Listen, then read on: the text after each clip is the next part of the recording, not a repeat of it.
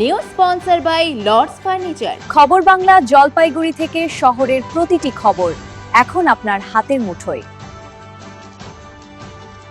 Asia মহাদেশের সবচেয়ে বিষাক্ত কৃষ্ণকালাজ সাপ উদ্ধার হল জলপাইগুড়ি শহর সংলগ্ন করলা নদীর পাশ থেকে।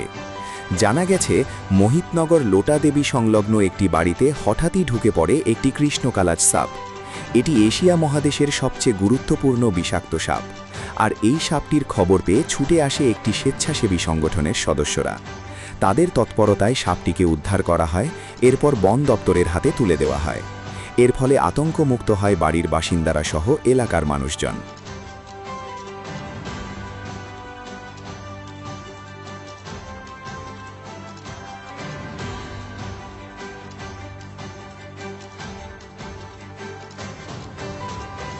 জলপাইগুড়ির লোটা দেবী মন্দির যে ব্রিজ সংলগ্ন একটা বাড়ি থেকে আমাদের কাছে ফোন যায় এবং ভিডিও পাঠায় ওনার সাথে। দেখে আমরা কনফার্ম হই যে এটা কৃষ্ণকালার সাপ, এশিয়া মহাদেশের সবচেয়ে বিষাক্ত সাপ এটা, এবং করলা নদীকে কেন্দ্র করে আশপাশে পাওয়া যায় একে। তো আমরা আসলাম, আসে একটা কালার সাপ রেস্কিউ করলাম।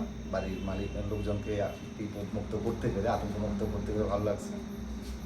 আমাদের এই কাজটা সারা জীবন যেমন চলছে, আগামী দিনে চলতে থাকবে।